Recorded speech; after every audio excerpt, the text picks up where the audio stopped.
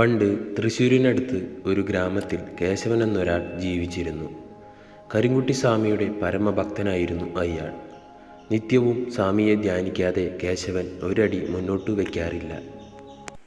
ഒരു രാത്രി അടുത്തുള്ള അങ്ങാടിയിൽ നിന്നും സാധനങ്ങൾ വാങ്ങി കേശവൻ ഇരുൾ വീണ വഴികളിലൂടെ വീട്ടിലേക്ക് മടങ്ങുകയായിരുന്നു. വിജനമായ വഴിയിൽ തോളിൽ ഭാരമുള്ള സഞ്ചിയുമായി വേഗത്തിൽ നടക്കുമ്പോൾ കേശവന് പിന്നിൽ ഒരു തണുത്ത കാറ്റ് വീശിയടിച്ച് ദേഹം ആസകലം ഒരു വിറയൽ അനുഭവപ്പെട്ടു. പെട്ടെന്ന് കാൽപെരുമാറ്റമില്ലാത്ത ആ വഴിയിൽ ആരോ കൂടെ നടക്കുന്നുണ്ടെന്ന തോന്നൽ കേശവനുണ്ടായി.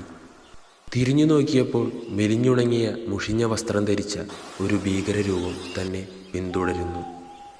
അതൊരു സാധാരണ മനുഷ്യനല്ലെന്ന് കേശവന് മനസ്സിലായി.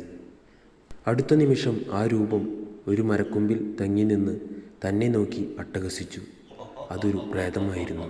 പേടിച്ചു വിറച്ച കേശവൻ ഓടാൻ ശ്രമിച്ചെങ്കിലും കാലുകൾ നിലത്തുറയ്ക്കാതെ തളർന്നു. പ്രേതം അടുത്തേക്ക് വന്നുകൊണ്ടിരുന്നു. അതിൻ്റെ കണ്ണുകൾ ചുവന്നിരുന്നു. വായിൽ നിന്ന് പുക പോലെ എന്തോ പുറത്തു വന്നു. താൻ രക്ഷപ്പെടില്ലെന്ന് മനസ്സിലാക്കിയ കേശവൻ മറ്റൊന്നും ചിന്തിക്കാതെ കൈകൂപ്പി മനസ്സുരുകി തൻ്റെ ഇഷ്ടദേവനായ കരിങ്കുട്ടി സ്വാമിയെ വിളിച്ചു. വെളിപ്പുറത്തെത്തുന്ന കരിങ്കുട്ടി സ്വാമിയെ, എന്നെ രക്ഷിക്കണേ. നിന്റെ ഭക്തനെ ഈ ആപത്തിൽ നിന്ന് നീ കാക്കണം. ആ ശബ്ദം തീക്ഷ്ണമായിരുന്നു. അത്ഭുതമെന്ന് പറയട്ടെ, ആ വിളി കേട്ടതും ചുറ്റും അന്തരീക്ഷം മാറിമറിഞ്ഞു.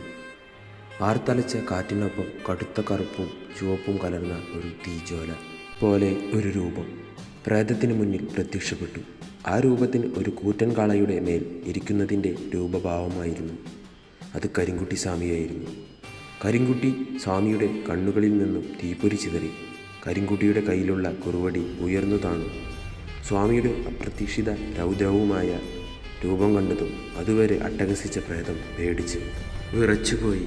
സ്വാമിയുടെ ശക്തിക്ക് മുന്നിൽ പിടിച്ചു നിൽക്കാനാവാതെ അത് നിലവിളിച്ചുകൊണ്ട് സമീപത്തെ കാട്ടിലേക്ക് ഓടിമറിഞ്ഞു.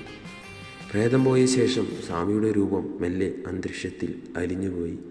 ഭയം മാറിയ കേശവൻ ചുറ്റും നോക്കി. താൻ സുരക്ഷിതനാണ്. വീണുപോയ സഞ്ചിയെടുത്ത് കേശവൻ വീട്ടിലേക്ക് നടന്നു. പിന്നീട് കേശവൻ കരിങ്കുട്ടി സ്വാമിക്ക് നന്ദി അറിയിച്ചുകൊണ്ട് വഴിപാടുകൾ നടത്തി. തൻ്റെ ഭക്തൻ ആപത്തിൽ അകപ്പെട്ടപ്പോൾ ഒരു നിമിഷം പോലും വൈകാതെ ഓടിയെത്തി രക്ഷിച്ച കരിങ്കുട്ടി സ്വാമിയുടെ ശക്തിയെക്കുറിച്ച് ആ ഗ്രാമക്കാർ പിന്നെയും ഒരുപാട് കാലം വിസ്മയത്തോടെ സംസാരിച്ചു.